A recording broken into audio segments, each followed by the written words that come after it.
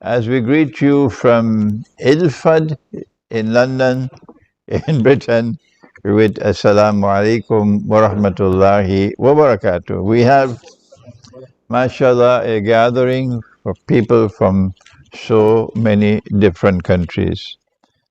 Nearly everyone is from a different country here. And this is part of the miracle of Allah's deen, but it attracts people from so many parts of the world. And we have a very important subject to share with you today. It's not the first time that I'll be speaking on this subject, but the young ones are growing up. And so we have to repeat for those who've never heard it before. Our topic is on Dhūl Qarnain, Gog and Magog, and the second Qarn of Qarnayn. And if a subject is mentioned in the Quran, then proper methodology is we must build our understanding of that subject from the Quran. Why? Because Allah says of the Quran that it is absolute truth. وَإِنَّهُ لَحَقُّ الْيَقِينِ, that this is absolute truth. The hadith is not absolute truth. Indeed, our Prophet, Allah's blessings be upon him, prohibited recording his words. And it was not recorded for some 200 years after he died.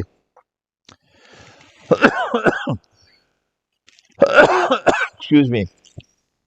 The Quran is also divinely protected. Evil cannot approach this Quran from any side. This Quran cannot be corrupted.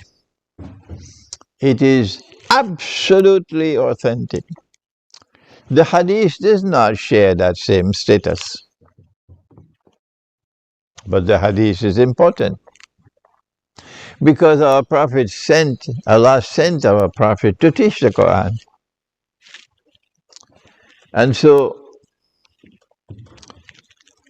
we have to turn to him for our understanding of the Quran. Well then, how do we deal with both the Quran and the Hadith?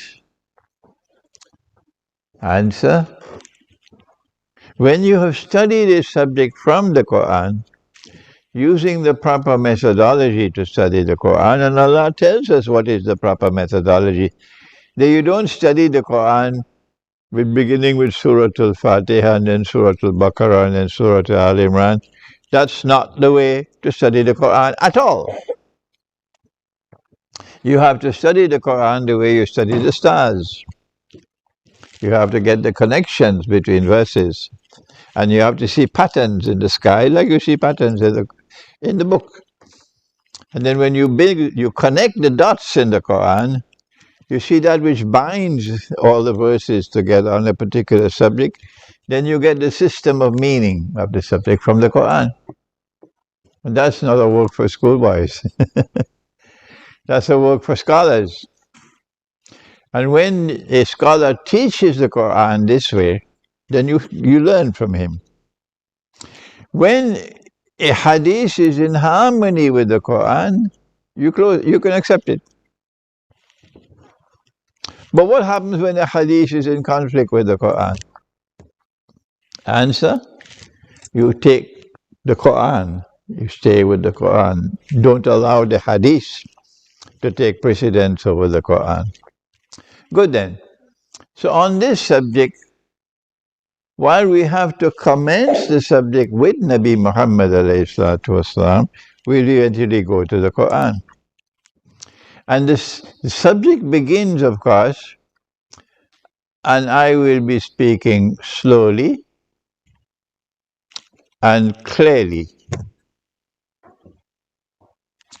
And my language would be simple. And I want you to put on your thinking caps. Because if I teach the subject clearly, slowly, simply, and you still don't understand, it's not my problem, it's yours. You have done something to your mind that you're no longer capable of thinking. That's not my problem, that's yours. I advise you to go back to the Quran, recite the Quran so that your Quran can cleanse your mind. Good. So we begin now with the problem that the Quraysh had. That here was someone who was born in Mecca and who lived such an admirable life that they gave him the name Al-Amin, the trustworthy, the truthful, the trustworthy. You could depend on this man. And lo and behold, when he reached the age of 40, he then said that I am a prophet like unto Abraham and Moses, and you should not be worshipping these idols. You cannot put God in a temple. You must worship the one God, the God of Abraham. And this is false. So they decided we'll send a delegation to the city in the north, which is called Yathrib. Now it's renamed Medina. And let us ask the Jews, because the Jews have so many prophets, and the rabbis are there in Medina. Why is, as they say in French, la crème de la crème, the best of the rabbis, why are they there in this Arabian city? Good question, eh? Good question. So they sent a delegation to the rabbis. How can we tell whether this man is indeed a prophet of the one God? And the rabbis responded, ask him these 3 questions which only a prophet can answer. One of the questions was about a great traveler who traveled to the 2 ends of the land. The 2 ends of the land. It couldn't be the 2 ends of the earth because there's no end to the earth. If you keep on traveling from London in one direction, just keep on traveling, you'll come back to London. And don't believe me? Try it out. Travel from London in one direction, keep on traveling, and you'll come back to London. Yes? So, the 2 ends of the land, not 2 ends of the earth, because the earth doesn't have any ends.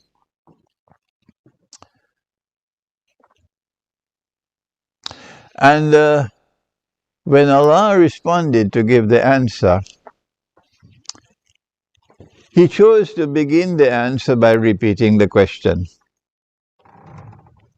And this is how it begins in the Quran. بعد أعوذ بالله من الشيطان الرجيم ويسألونك عن ذي القرنين. And they question thee, O Muhammad والسلام, about someone who is known by the nickname Dhūl Qarnain. Dhū means something that you possess. Dhūl Qarnain means someone who possesses Qarnain, 2 Qarns. The word Qarn has 2 meanings. It can mean a horn, so Qarnain will be 2 horns. Or it can mean a generation. A people, an epoch, a time. So 2 generations.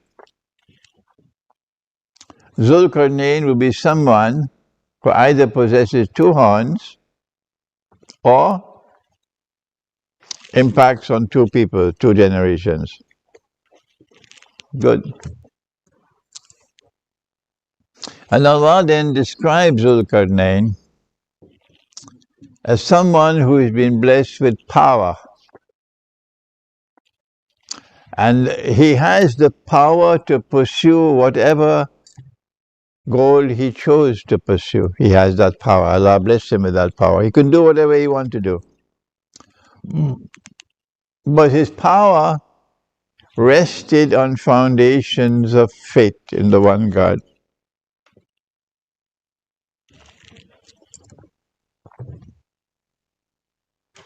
So when power rests on the foundations of faith, how will power be used? Qarnain travels to one end of the land, the first journey, and it is in the direction of the setting of the sun. And the sun was setting, this is not literal, in a body of water which was dark and murky. Yeah.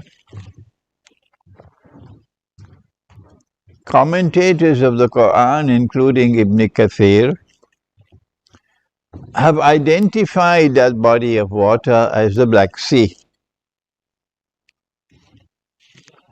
And if you know your geography, you'll know that Crimea is in the Black Sea, and Crimea commands the Black Sea.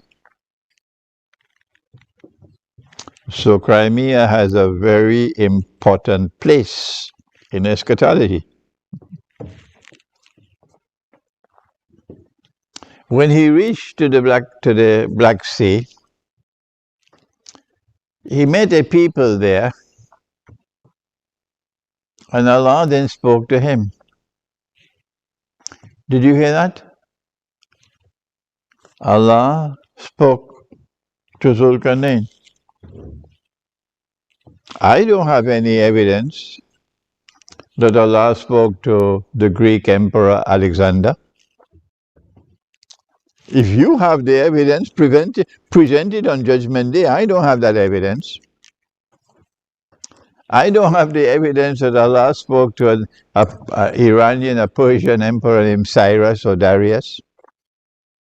If you have the evidence, fine. On Judgment Day, you present it. So I do not identify Qarnain with any historical personality. This is my decision.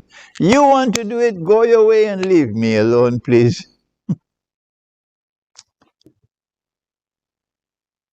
So when Allah said to him, how are you going to deal with these people? When power rests on the foundations of faith, how will power be used? That's the question. And Qarnain replied, and he said, those who are guilty of wickedness, of oppression, injustice, dhulm, I will use my power to punish them. And so when power rests on the foundations of faith, power is used to punish the wicked and the oppressors and those who are unjust. And then he went on to say that when I am finished with them and they return to you, you will also punish them. And so when power rests on the foundations of faith here on earth, there will be harmony between here, below, and there above. What a wonderful world that will be. He then went on to say that those who have faith and who are righteous in conduct, I will treat them nicely and reward them. So when power rests on the foundations of faith, those who have faith in the Lord God and who are righteous in their conduct have nothing to worry about. No. They will be protected and they'll be treated nicely and they'll be rewarded. This is the first journey. And if the end of the journey was at a body of water named the Black Sea, then the other end would have to be at a body of water. And which body of water is it? Which one? Caspian Sea. Good. I'm happy to see you have your thinking caps on. So he then traveled in the direction of the rising of the sun.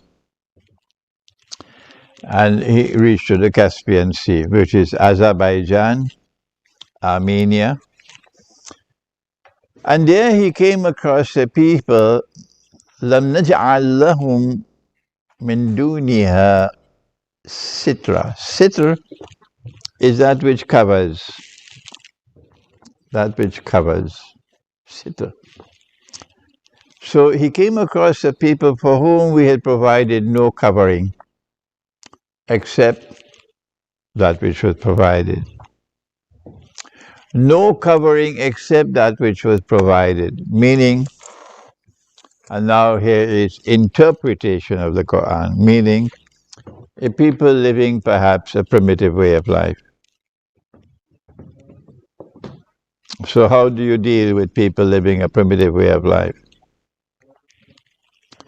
If you are in a place called America, or what is now today called Canada, and you live the primitive way of life, well, not even the Lord God can help you, because a barbaric people will come without even an ounce of sympathy in their hearts, with a PhD in oppression, and will destroy you and enslave you, and yet go to church on a Sunday morning and worship their Lord. The primitive people who live such a beautiful way of life, they would not kill a bison, never, unless they wanted it for food. And when they kill that bison, they would use every single thing that could be used from that bison for benefit. Nothing is wasted. What a wonderful people they are. So long as they were living in America, you could go to any river and take some water and drink it. You can drink water from any river. But when these barbarians came, they polluted every river. They did it with chemicals, they did it with sewage, they did it with everything. And yet they call themselves a civilized people. And they have a birthright of superiority over the rest of mankind. Yes, that's what they did. And today the native people of Australia,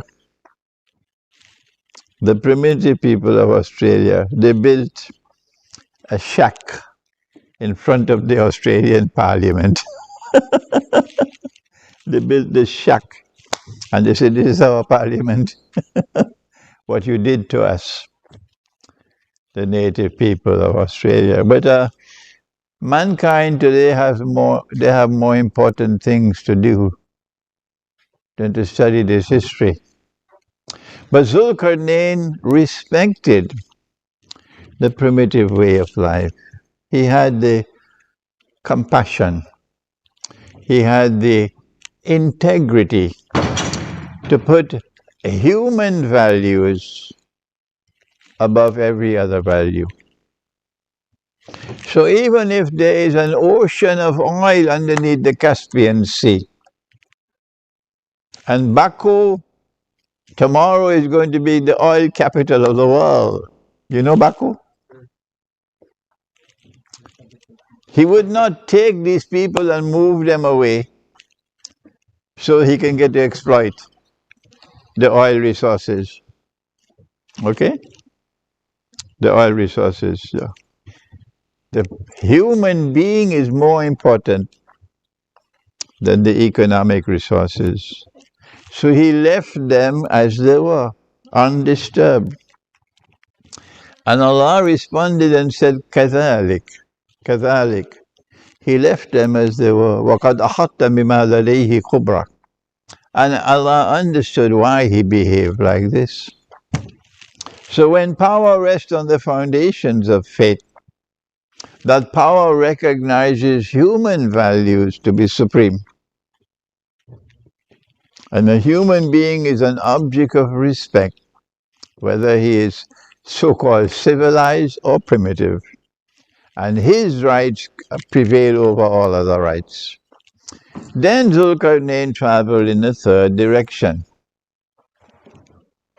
But the rabbis never asked about that.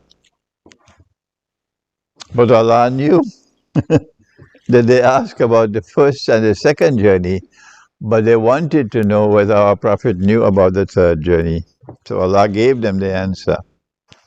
And when he traveled on the third journey, he came to a pass between a mountain range.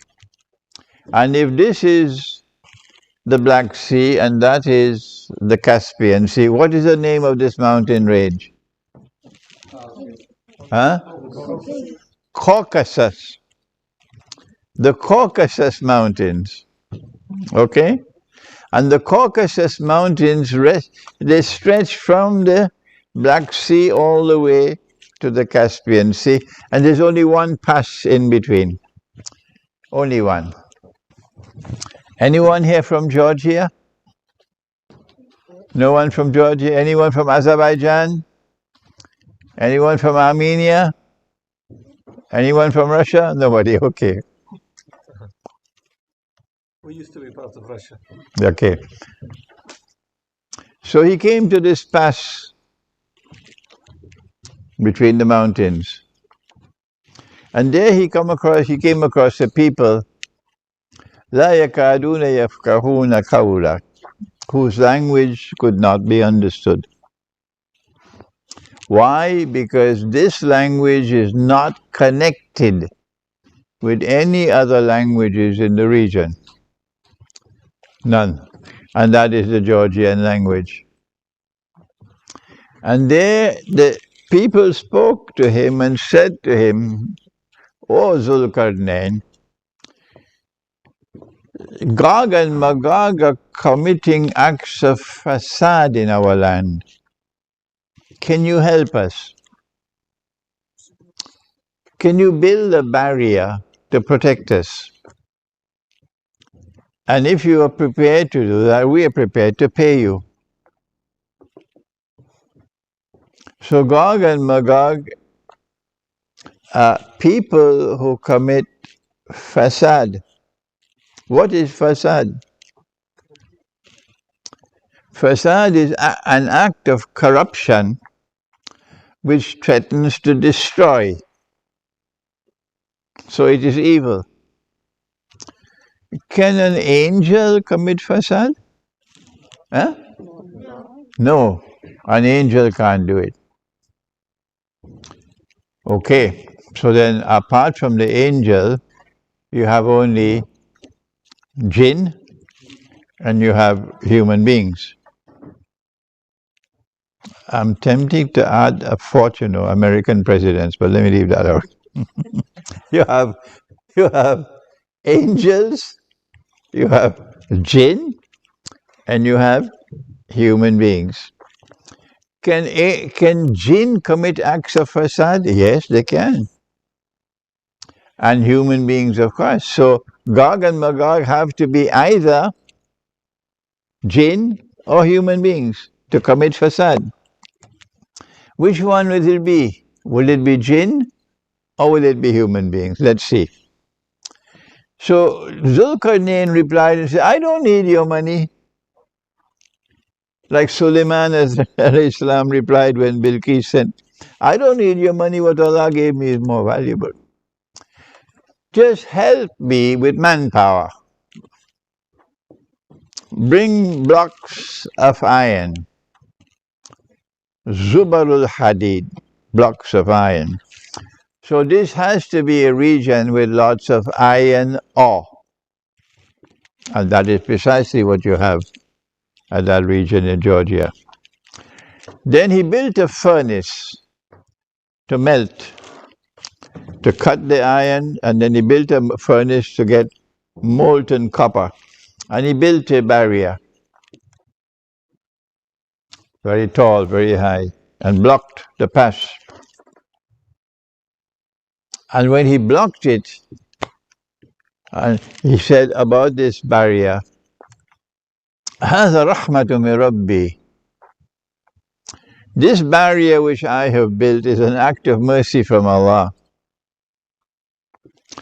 فَإِذَا جَاءَ وَعْدُ رَبِّي. But when that time comes of which my Lord has warned, جَعَلَهُ دَكَّ. Allah is going to bring it down. وَكَانَ وَعْدُ رَبِّي حَقًّا. And then the warning of my Lord will come to pass. Did Alexander ever say this? Could Alexander speak like this? Could Cyrus and Darius ever speak like this? That this barrier which I have built is an act of kindness from my Lord. But I am telling you that when that time comes of which my Lord has warned, He will bring down this barrier. And then the warning of my Lord will come to pass. Put on your thinking cap. Can Alexander or Darius or Cyrus speak like this? No. And yet so many of our scholars, acting with intellectual recklessness, have identified Qarnayn with Alexander, with Cyrus, or with Darius. And when I try to teach, they will not listen to me. So what do I do?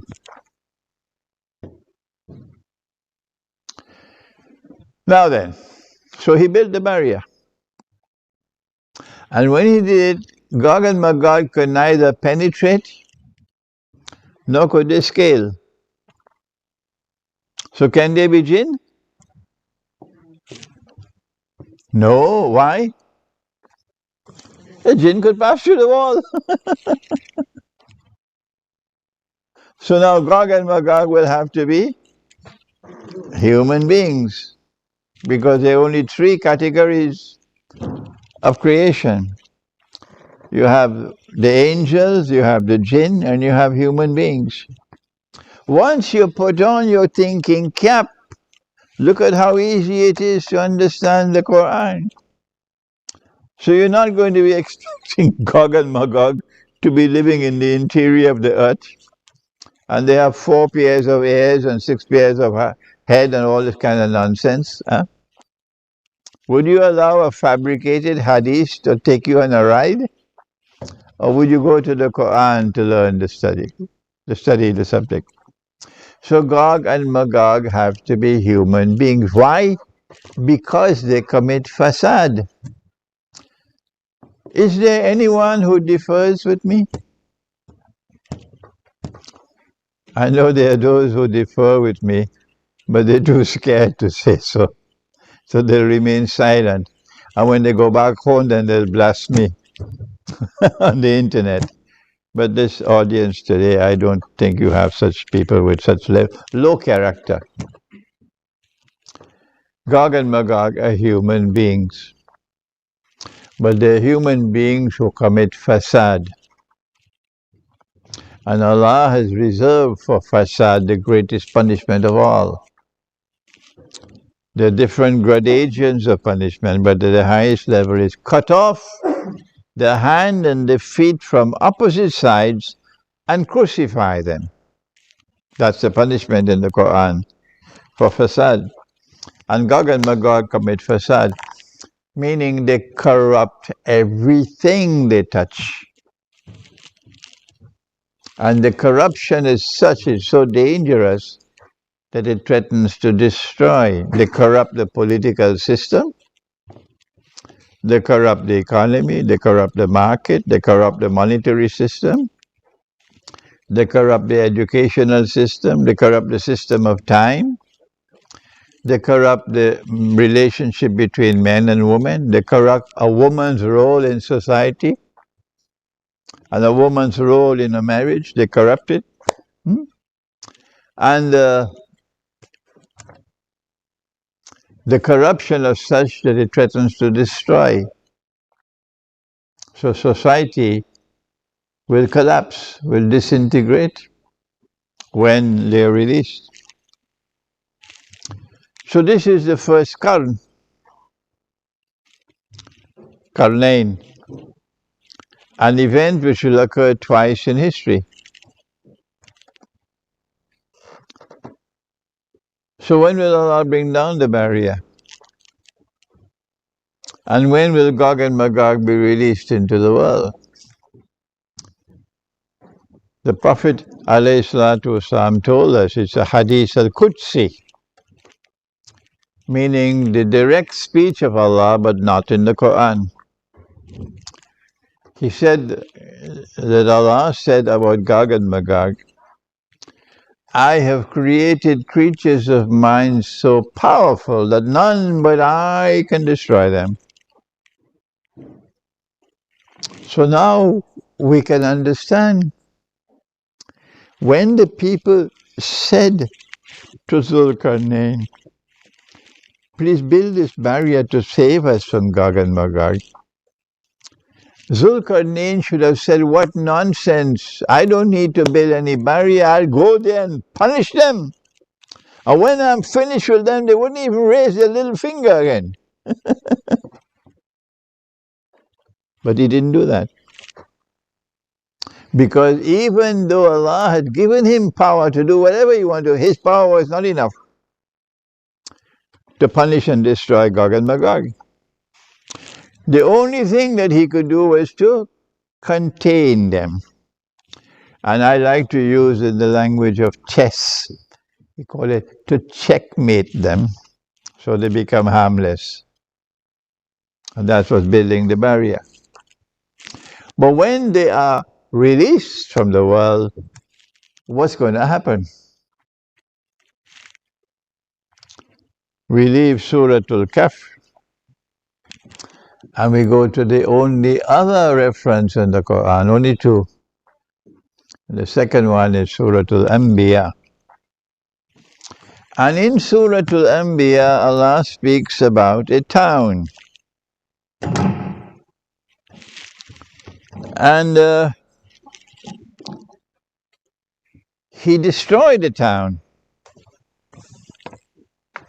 He expelled the people of the town.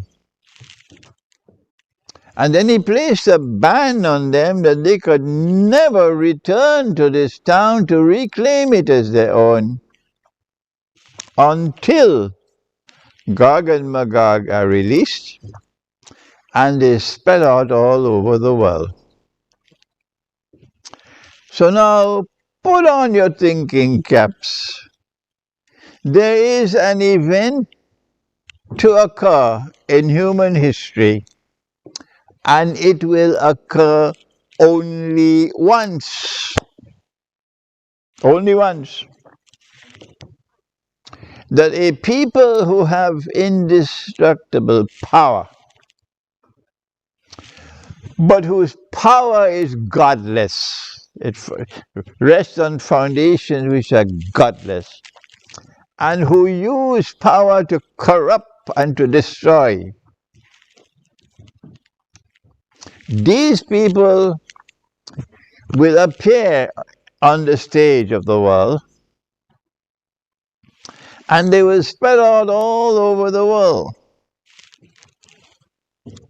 And when they do that, they will control power in the world. And they will then bring these people back to that town from which Allah had expelled them. This will occur only once in history. It will be such a momentous event in history that if you can't see it, you're blind like a bat. You're really blind. You should send your mind to the laundry. Yes, if you can't see it when it happens. Let me repeat what's going to happen. When Allah brings down the barrier, then eventually a people will emerge on the stage of the world who will have indestructible power. No one can punish them. No one can destroy them. No one can fight them. And with this indestructible power, they will spread out all over the world and take control of power in the world. But they will use their power to corrupt, to commit facade, to corrupt and destroy. And when they are spread out all over the world, they will then bring these people back to that town from which they had been expelled by Allah. Good? I wrote Jerusalem in the Quran 22 years ago. The book is at the back there. 22 years have passed since I identified the town as Jerusalem. And there's evidence to support me. Because our Prophet said, Allah's blessing be upon him, that Gog and Magog will be destroyed in Jerusalem. Allah will attack them as a biological warfare, attack them with something at the top of the spine. And they'll all fall down paralyzed, and by next morning they're all dead. Jerusalem. So I identified the town as Jerusalem. So who are those who had so much power, who used power to oppress and to corrupt, who spread out all over the world and took control of power in the world, and then brought the Jews back to Jerusalem to reclaim it as their own? Who did it? Answer: modern Western civilization. That's right. And I've been teaching this for 20-something years. And this is the truth. This is correct. Guess how many of your scholars of Islam agree with me? I can keep on teaching for another 20 years. It makes no difference. Yes. They will not at all accept for me that this is the explanation of Gog and Magog. On the contrary, they say, no, Gog and Magog will only be released. The barrier will only be brought down. And Gog and Magog will only be released when Jesus returns, Nabi Isa alayhi salam, and he kills Dajjal. Only then will Gog and Magog be released. Okay, if the barrier is still standing, let's go and find it. Huh? If the barrier is still standing, let's go and find it. That's the Black Sea there. This is the Caspian Sea here. This is the Caucasus Mountains. And you have something called Google Earth. Every square inch of the earth has been filmed. And you can sit down with your laptop and you can check it out. Where is the barrier? No, they don't want to hear anything I have to say. I'm using this this hearing aid for the first time, so excuse me. I have to learn to use it. And so now we have identified from Surah Al-Anbiya that Gog and Magog are the ones who will bring the Jews back to Jerusalem to reclaim it as their own. They've already done that. And therefore Gog and Magog are those who control power in modern Western civilization. They are people who use power on the foundations which are godless. They say they are Christians, but now you can see all their churches and cathedrals are being sold. I have a question to ask. This is the house of God. Is it only a masjid that can be a house of God? I have a question to ask this gathering today. Is it only a masjid which can be recognized as the house of God? Answer me. No. Huh? No. Go in the Quran and see what Allah says in the Quran. In Surah Al-Hajj, Allah never says that the masjid is the only house of God. In the Quran, Allah makes mention of the church, the cathedral, the synagogue, and the masjid. So can you buy and sell a house of God? Why is my audience so quiet? Huh? Can a house of God be bought and sold? No. Could you ever sell a masjid? No. Well, if you cannot sell a masjid, can the Jews sell a synagogue, or would it be sinful for them to do that? Huh? Sinful, yes. And if the Christian is selling his cathedral and his church, would that not also qualify as sinful? Yes. Yes. And when people are doing acts which are sinful, how do we respond? The Prophet said, Man ra'a munkaran falyughayyirhu biyadihi. Whosoever sees something that is sinful, change it with your hand. He didn't say go and buy the church. He said change it with your hand. Stop them from selling the church. Stop them from selling the synagogue. Change it with your hand. وَإِن لَمْ تَفْعَلْ And if you cannot change it with your hand, then change it with your tongue.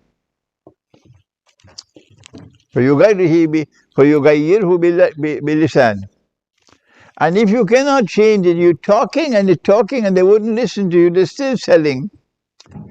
فَبِقَلْبِهِ Then detest it with your heart.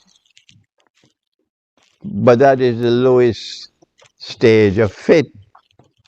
So what do we say about a people who abandon? Number one, change it with your hand. Number two, change it with your tongue. Number three, change it with your heart. And they collect the money and they go and buy the church. And they declare it's a masjid. Do you know any scholar of Islam in Britain who has condemned this? Is there anyone? You don't know anyone? None. And yet, this is shameful and disgraceful to sell and to buy the house of God. You will not do it for a masjid, but you will allow them to do it with a church and a cathedral. And you go and buy it and then transform it into a masjid. This is the state of intellectual poverty, disgraceful state of intellectual poverty of the Ummah here in Britain and in other parts of the world as well. And so now, we have identified Gog and Magog. And there are people who have power, but their power rests on foundations which are godless. And they use power to oppress. And they control power in modern Western civilization. Oh, good. So now what remains is, since it is Qarnain, and we know about the first Qarn, because that's in the Quran, when will the second Qarn comes? Because when the second Qarn comes, Gog and Magog will once again be contained and checkmated. This is a very not only interesting part of the subject, but this is the frontier of knowledge. When you reach here, you've reached the frontier of knowledge. And if Allah blesses you, I hope there will be those coming after me who will extend the frontiers of knowledge. It certainly is not going to come from the Darul Uloom. Not at all, because they don't think. They're not producing scholars in the Darul who have the capacity to think. So when will the second Qarn come? My answer is, if the first Qarn was geographically located in the region of the Black Sea, then I will look to the region of the Black Sea for the second Qarn. And when I see power emerging in the region of the Black Sea, and that power rests on the foundations of faith, and that power is resisting the oppressor,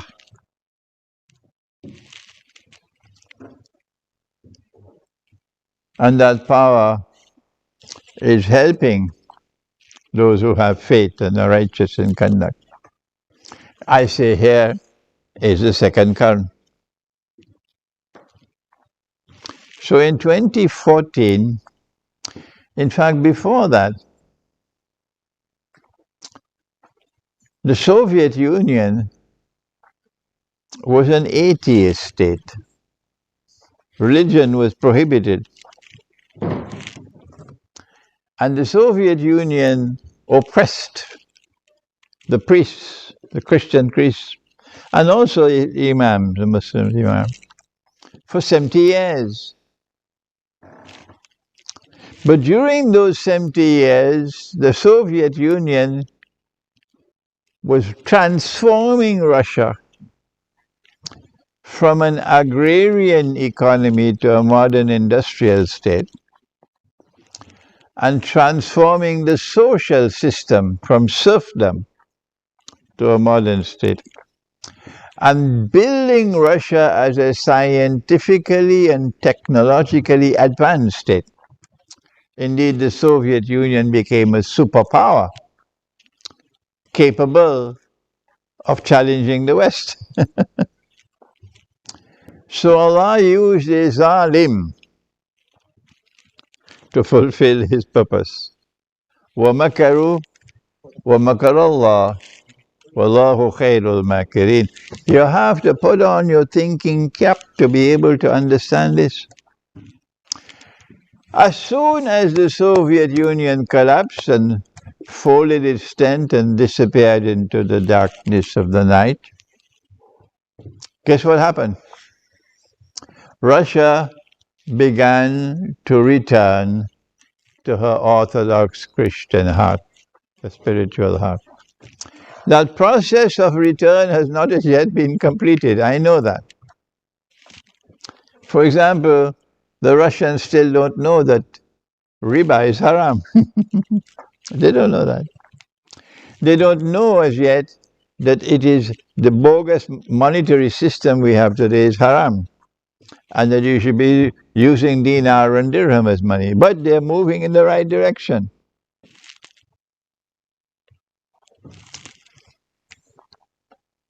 And then something dramatic happened. When Sulaiman alayhi salam got the news that a woman was a ruler, and that she and her people were worshipping the sun, did Allah create women to rule?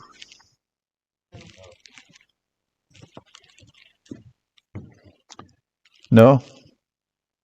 Simple. In the Quran it says, "Ar-rijalu qawwamuna 'ala an-nisa." That men have a responsibility to maintain and to guard and protect women. Allah sent so many prophets. Did He ever send a woman as a prophet? Huh? Why is the status of a mother 3 times higher than a father? Because the duty she has to perform to fulfill her functions is so strategically important that if she ever becomes a part-time mother, puts her career before her family, the world will be filled with criminals and drug addicts and children engaged in sexual promiscuity. You'll have a collapsing society when the mother fails to be a mother. So Suleiman was so angry at this news. He sent a message, "Come to me in submission." They decided to send some gifts. He refused it. He said, "I'm coming." Then he asked his court, "Who can bring me a throne?" The throne was a very precious throne, beautiful throne. Why did he ask for the throne? Before she should come to me, I want to bring the throne. Why did he ask for that? What relevance is there? How is it connected with this? A woman ruling over a people and worshipping the sun. Good question. An Ifrit from amongst the jinn, remember the jinn have to work for Suleiman. He said, "I can bring that throne before you rise from your cot. It is 2,000 kilometers from Jerusalem to Yemen. How is he going to bring this throne over that distance in so short a period of time?" And then someone who had the knowledge of the Kitab, he said, "I can bring that throne for you before you can wink your eyes."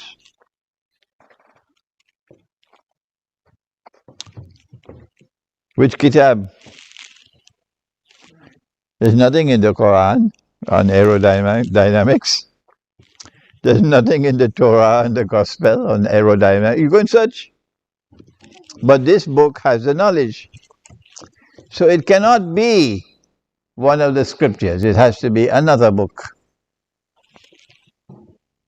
I call it a book of aerodynamics. And I refuse to say this is one of the scriptures sent down by Allah. So when he said, "I can bring that throne for you before you can wink your eye, in the twinkling of an eye," what this story in the Quran is telling us, for people who have the capacity to think, is that there is knowledge in that book, which if you are able to access it, if Allah blesses you to access that knowledge, you will be able to have your missiles flying at a speed comparable to the twinkling of an eye. Today it's called hypersonic speed. And as soon as the Soviet Union folded its tent and fled away and disappeared in the darkness of the night, Allah blessed Russia. And in a short period of time, Russia got access to this knowledge, and Russia now has hypersonic missiles flying at hypersonic speed that the Western world has nothing to match. So that a president of Russia could say today, "We can destroy the whole of the United States of America in half an hour." And when Russia speaks, you better listen. You better listen. And so when Russia recovered Crimea in 2014, I was in Malaysia. I said, "It's time for me to celebrate. It's time for me to celebrate." Because power had returned to the region of the Black Sea. And it was power resting on the foundations of faith. And now we're seeing that power being used to resist the oppressors of the world. And Russia is constantly warning and warning and warning. If you continue like this, you're taking the world to nuclear war. The warning has been given several times. And if nuclear war takes place, this is the second Qarn of Qarnayn. This is my view. What will happen in that war? What is going to be the result of that war? First of all, you have to get answers from Surah Al-Rahman, and then answers from Surah Al-Kahf.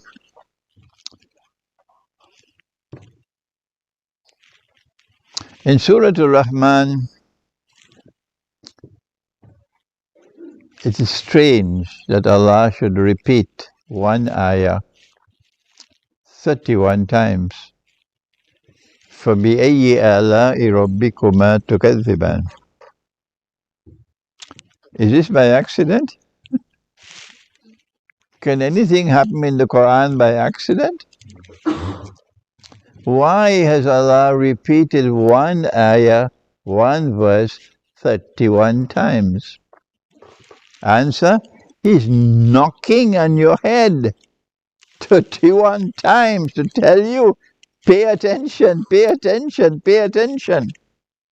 There's something in this surah of absolute importance. Pay attention 31 times. The punchline in the surah comes after the introductory verses of what Allah has done for us. When He says, بعد أعوذ بالله من الشيطان الرجيم سنفرغ لكم أيها الثقلان. I'm going to deal with both of you who are both laden with sin. Who are the two? فَبِأَيِّ آلَاءِ رَبِّكُمَا رَبِّكُمَا, two of you.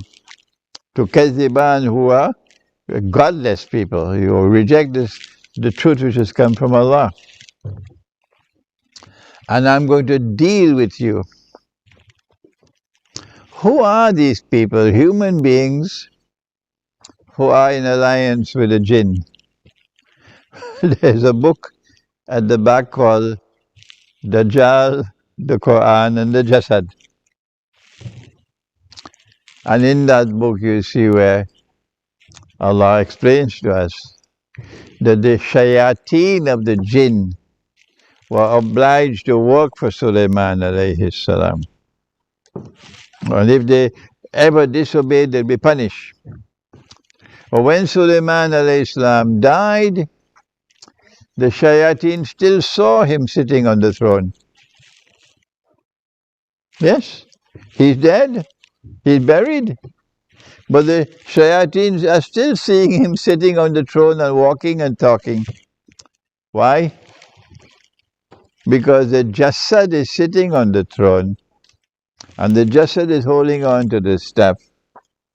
And the staff has a miraculous quality which allows it to penetrate, to enter into time and move time backward and forward. But I don't want to concentrate on this, you get it in my book. So a civilization will emerge laden with sin. And this civilization is going to be assisted by the shayateen. This is it here. This is it here. And Allah says, سَنَفْرُغُ لَكُمْ أَيُّهَا الثَّقَلَانِ, that I'm going to deal with both of you. This is in the war which is coming. Modern Western civilization will be defeated in this war. Will be defeated in this war. Gog and Magog will not be destroyed. Rather, what will happen to them? God will destroy them. In the second Qarn. What will happen to them? We're going to drink all the water. They will be contained for a second time.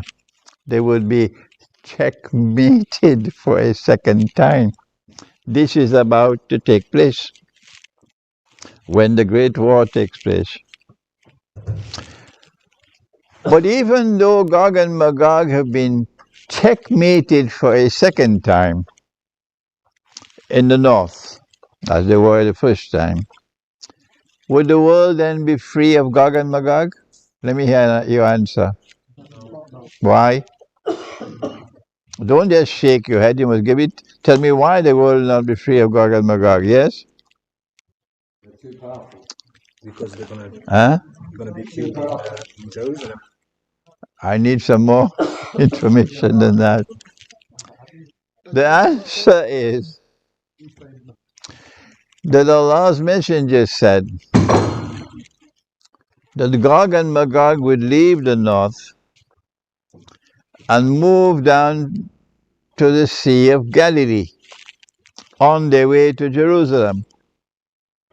And as they passed by the Sea of Galilee, they would drink the water. Is this what you're talking about? Drinking the water? No. Drinking the water means consuming the water, excessive consumption of water. And by the time the last of them passed, they will say, there used to be water here. So even though they are checkmated in the second Qarn, the implication is no more can come. Those that remain now are checkmated. But what about those who have already gone down to Jerusalem? They will still be there in Jerusalem after the Great War. After the Great War, Pax Judaica, and Israel becomes the ruling state. Okay? After the Great War. And Gog and Magog in Jerusalem will not be destroyed until Nabi Isa alayhi salam returns. And when he returns, Nabi Isa alayhi salam will kill Dajjal. And then Allah will destroy Gog and Magog in Jerusalem with the virus at the back of the neck. I have offered for you today an analysis of the subject that you probably cannot hear from any other Muslim at this time. I would ask you to kindly think carefully, go to the Quran, study the Quran, and try to analyze and determine whether or not what I have presented to you today is acceptable to you. The Prophet said that Gog and Magog will pass by the rivers and they'll drink up all the water. They're very thirsty. So when you see rivers running dry, this is evidence of Gog and Magog. The river Euphrates is running dry now. The big lakes of Canada, and the ships have to use new routes to navigate in the big lakes, the Great Lakes. Gog and Magog waste water. And this is the amount of water you're supposed to use in wudu. Look at my...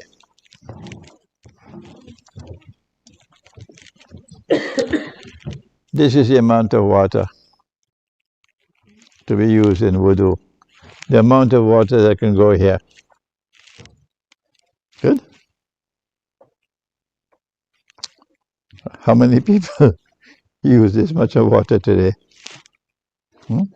They open the tap and the tap is flowing. And at the time they finish their wudu, they've used about 30, 40, 50, 100 times the amount of water you're supposed to use for wudu. Okay? Gog and Magog pollute water. In Medina, in Mecca, they will go early in the morning before the light comes to do their numbers. They would dig a hole, they'll bury it. and they take some water to clean themselves, including our Prophet and his wives. So this was a very sensible way of disposing of human waste because it fertilized the land. But today we have said, no, that is a barbaric way. We have a better way. We take all the sewage and we pump it into the sea, and we pump it into the coastal waters, and we pump it into the rivers, and you call that progress. Here's an example of Gog and Magog, the link with water. One more and we'll finish. The Prophet said, alayhi salatu wasalam, and the hadith is located in Sahih Bukhari, لَتُحَجَّنَّ الْبَيْتِ, you will continue to perform the Hajj, and you will continue to perform the Umrah, بَعْدَ خُرُوجِ يَأْجُوجَ وَمَأْجُوجَ, even after Gog and Magog have been released. The Hajj and the Umrah will continue. But then he said, لا تقوم الساعة حتى لا يحج. The last hour will not come until the Hajj has been abandoned. No more Hajj. When will that happen? Most likely in the Great War. Because after the Great War, Israel wants to take over from the United States as the next ruling state. Can Israel take the chance of all the Muslims gathering in Mecca for the Hajj while Israel wants to become the ruling state? No. This will be too great a danger for Israel. So the Hajj will have to be abandoned, and Israel already have their peoples ruling over Saudi Arabia. So the Hajj will probably be abandoned after the Great War. And that's just around the corner. And the Prophet said that if the Great War takes place and Hajj is abandoned, then that is the proof. Gog and Magog have been released a long time ago. Did you understand this? No? The people will continue to perform the Hajj and the Umrah even after Gog and Magog have been released. But the last hour will not come until the Hajj has been abandoned. So if the Hajj is abandoned, no more Hajj, then the implication is that Gog and Magog have been released long ago. Have you understood it now? Still haven't understood it? Well, then it's not my problem, it's yours. Yeah? So we're going to stop now, and you can put your questions in writing, and inshallah we'll try to answer you.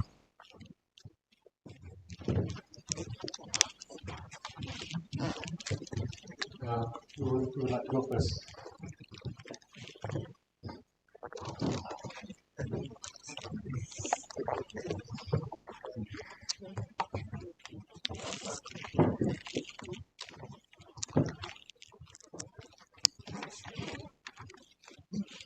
Yeah, Sheikh, just to get this going. So the first question is, in this time of darkness and chaos, what could you suggest for us to protect ourselves, especially single revert Muslim sisters?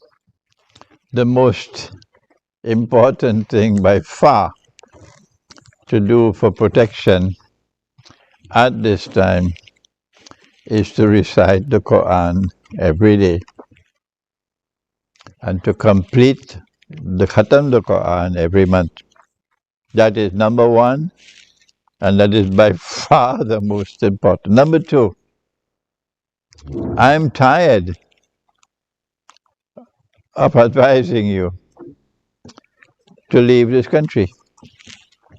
Even if your parents and your grandparents and your great-grandparents were British. I'm tired of telling you to leave this country because this country is going to be destroyed. There's no question about it. In the Great War. If you went to the remote countryside, you still won't survive. You won't survive. If a ship is sinking and you cannot prevent the ship from sinking, and when the ship sinks, it will take all on board, will perish. And if you are on board and your parents and your family, what do you do? What do you do? Oh, but Sheikh, my wife and my children tell me, you can go, Papa, we're not leaving. You can go back to Algeria, you can go back to Morocco, you can go back to Bangladesh, Papa. We are not going. Yeah? The woman are enchanted by this land. They consider this to be heaven. And the woman see no reason why we should go back to hell. Praise be to Allah for that woman, that wife, that mother, who can see that no, this is not heaven. This is hell. I don't want my children to grow up in this country. Praise be Allah for such a wife, if you have such a wife. So my second advice after telling you to recite the Quran is to make hijrah. If your heart is comfortable in this country, comfortable, then when you're ready to leave, Allah will block you. You'll not be able to go. You betrayed Allah. You won't be. You're trapped now in this country and you'll never be able to escape. But if your heart is in the right place and your heart is restless, I am not comfortable here. I don't want my children to grow up here. I prefer to go back home and eat dal and roti and give up the big mansion and the lovely expensive motor cars. I prefer that. Then Allah can make it easy for you to make your hijrah. And thirdly, there will come a time when it will be too late. Don't wait for when it's too late. When you leave and you go back to the land where your parents were or to any other part of the world of Islam, do not live in the cities, because the cities are filled with Gog and Magog. Pakistan, don't go to Karachi. Karachi is filled with Gog and Magog. Don't go to Lahore, most of all, don't go to Islamabad. But rather, the Prophet said, flee to the mountainsides and places where rain falls, and take with you some sheep and goats. So to buy land, instead of buying a new car here, buy land over there and open a farm. Because he said sheep and goats. And buy the land where there is water. And go to the mountainsides, go to places where rain falls. And this is the best way to survive. Yes. Okay. I'm going to stick to questions that are relevant to the topic today. Are Gog and Magog, are they facilitators for Dajjal's mission? Yes, Gog and Magog are working for Dajjal. That's right. Next. Are the humans, Gog and Magog, mentioned in the Quran the same Gog and Magog causing corruption today? If yes, how is it that they have remained alive for such a long time? None of them dies, said the Prophet, without leaving 1,000 more behind. So Gog and Magog have this capacity to transform people and make them carbon copies of themselves. So the world is constantly experiencing more and more Gog and Magog here.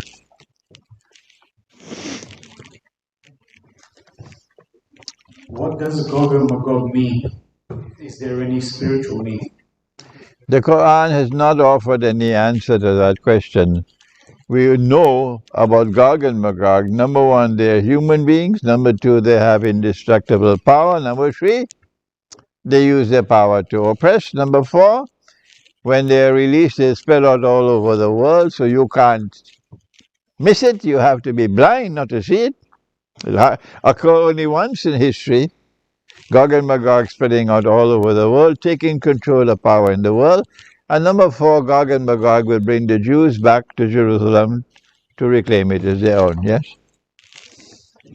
Just moving slightly off topic, is marriage still a good idea at these dark times? And if yes, how do we find a good spouse since the majority are westernized?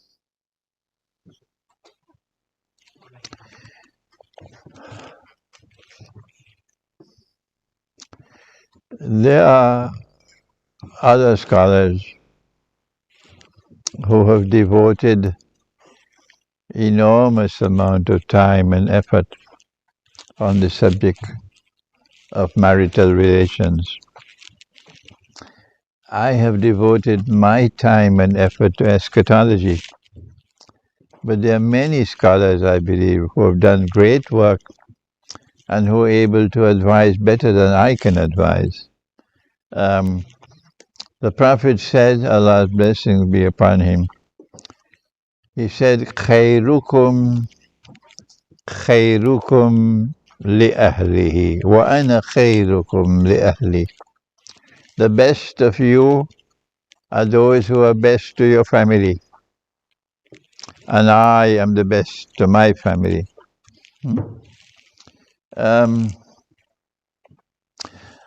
In Surah An-Nisa, Allah advised you about wives who are rebellious. Dajjal's feminist revolution is transforming women and making them rebellious, unwilling to be obedient to their husbands. And Allah says in the Quran about such women, when you have a wife like that, this is the process. Either you warn them, and if the warning does not solve the problem, put them to sleep separately. And if that does not solve the problem, then the Prophet said, use something like a miswak and strike them. This is not an act of brutality. This is not meant to inflict any injury. Not at all. A miswak is a psychological blow to try to wake her up. But if you take a miswak and strike her, and then she takes off her shoe and strike you in your face with it, then you know you made a mistake. There's hope. It's a hopeless situation. So you have to divorce such a wife. If you continue in such a marriage, then you're foolish.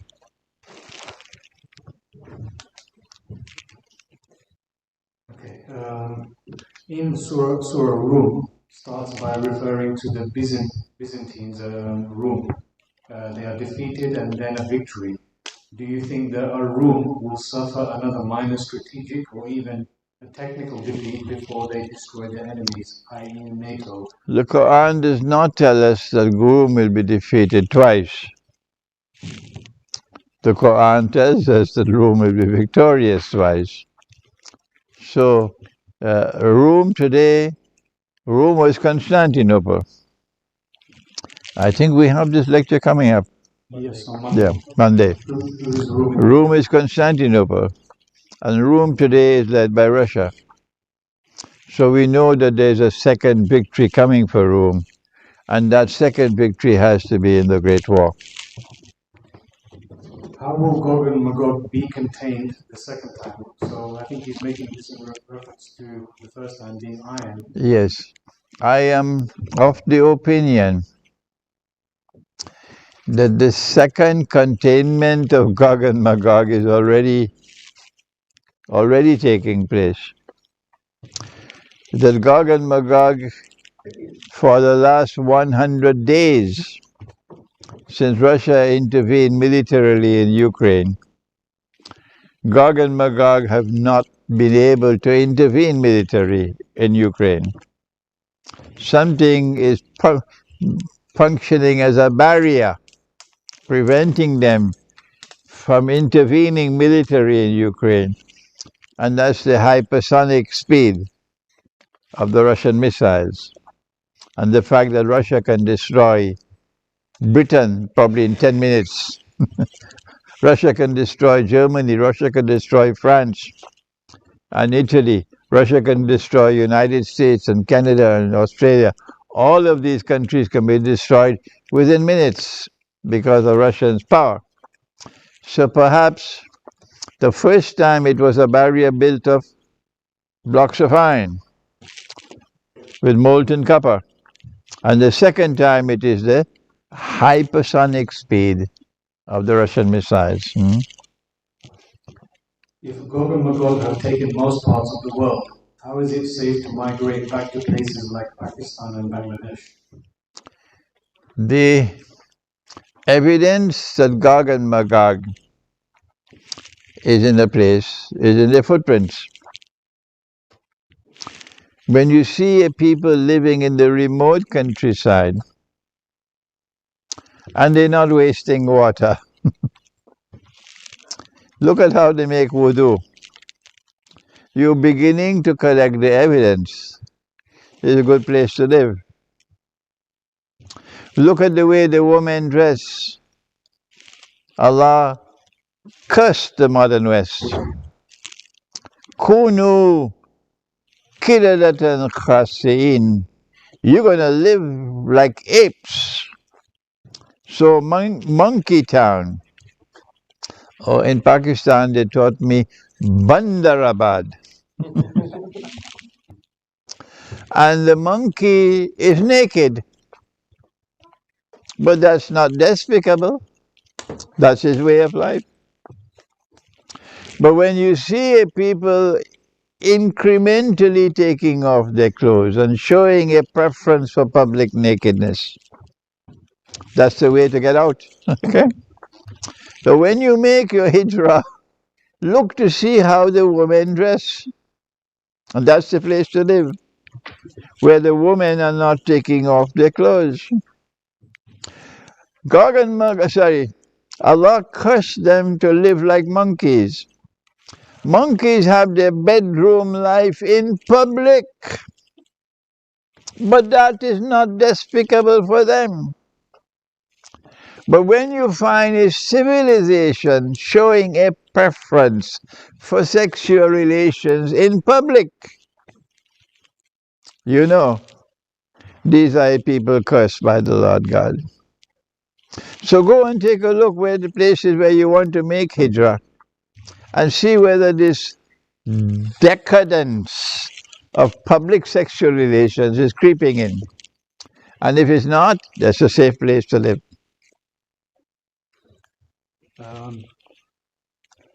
From Yusuf, he's 11 years old. He says, Assalamu alaikum, Shaykh. Are you going to make your own Muslim village in your homeland? And he says, by the way, I am trying my very best to complete the Quran in 1 month. MashaAllah. I had a choice to make 15, 20 years ago. The choice was I could build a Muslim village myself, but I have to stop writing books. I have to stop traveling and teaching. And I said, no. If I am the only one who can build a village, we should not have a village. Yes, if I am the only one who can build it, forget it, we won't have a village. That's right. So I continue to write my books, and mashallah, mashallah, mashallah, you can see the work. And I've continued to travel. I tell you, honestly, I prefer to be home. I prefer to be at home with my home, living with the comforts of a home, eating the food of the home. And whenever I leave my home, I leave with tears in the heart. Yes, because it's not an easy life for me to travel at this age, and now traveling alone. Okay, so I must prefer, but I'm doing this. I'm doing this because this is what my teacher trained me to do. He expects us to do this work. Hmm? So yes, I have not built a Muslim village, and I am not going to do it. Let others do it. Yes. Why are most scholars in the world not accepting what you say on Gog and Magog? Are they part of the corruption of Gog and Magog? I believe that there are those who have sincerity in their hearts, and they're scholars of Islam, and they're devoted to the deen, but they do not have the methodology for the study of the Quran and Hadith, and they are scared about breaking ranks. If we break ranks from our peers, we will be ridiculed. So we prefer to remain with the pack rather than to break ranks. Will Russia be friends with the Muslims? The Russian government has just announced that anyone who disrespects Islam in Russia will be arrested. Can you expect that from Britain? No. Huh? Could you expect that from the United States? Anyone who shows disrespect for Islam in Russia will be arrested. That is my answer to you. Go ahead. What is the role of Turkey during the Great War, and what do you think about places like South America to do hijrah? South America is a good country, good place. Many Muslims are in South America. Many of them are Syrians, many of them are Palestinians, Lebanese, and they're in Venezuela, they're in Brazil, they're in Argentina, large numbers. It's a good place, yeah.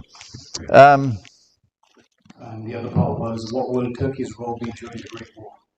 I don't think that Turkey will ever leave NATO. And those who are hoping that Turkey will leave NATO, you're living in fantasy land. If Turkey remains a member of NATO, then when the Great War takes place, Turkey will be at war with Russia. If Turkey is at war with Russia, Turkey will be destroyed. Next. If wife wants to go for hijrah, but husband doesn't, what then should the wife do? When hijrah becomes obligatory, if even you have to leave your wife or leave your husband or leave your parents or leave your children, you make hijrah. So if the marriage has to end, let it end. But you must make hijrah. If you have to leave your children behind, leave them. But you must make hijrah. If you make hijrah, then you at least have a chance that the rest of the family might come and follow you. If you remain where you are, then all will perish, including you.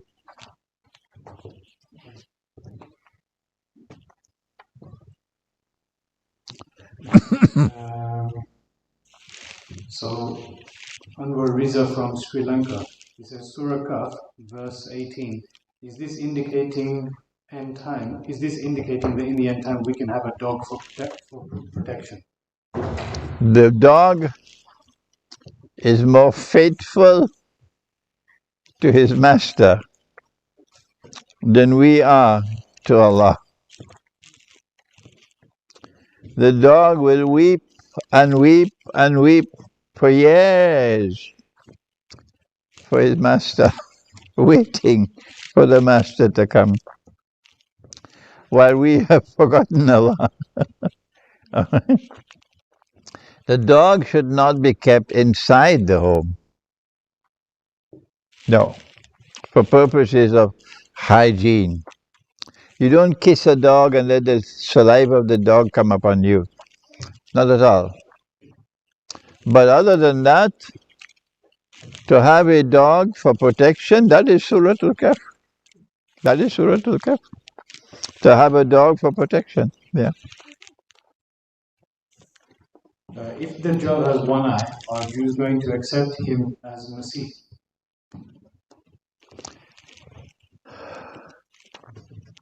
When Dajjal stands up in Jerusalem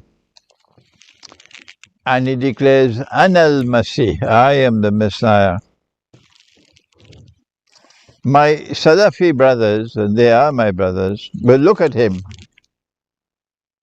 and say, no, he cannot be Dajjal. Why? He has two eyes. And our Prophet said that Dajjal sees with one eye. Shall I continue? Because the Salafi accepts this as muhkama, plain and clear, and does not accept it as mutashabiha, as something that has to be interpreted. We say that when Dajjal sees with the left eye symbolizes external sight, scientific and technological knowledge and so on. And when Dajjal is blind in the right eye, it symbolizes internal blindness. And all those who follow Dajjal will also be like that, internally blind. But while there are some Salafis who listen to me and accept, the majority don't. They don't do that, yeah. Okay, one more? Yeah, one more. Two short ones if you can. How long will Dajjal rule and how will we identify Isa alayhi salam? Nabi Isa alayhi salam will be identified by the Imam, not by you, Imam al-Mahdi. How long will Dajjal rule the world? Dajjal was first a shadow. Suratul Mursalat. And when the shadow has ended, then Dajjal will appear in human form, and this is after the conquest of Constantinople. We don't have a time frame. We only have a sequence of events. Yeah. Okay, and that's it for today. So, all right, so you can get the books and bring them for me, and I can then autograph them for you, inshallah.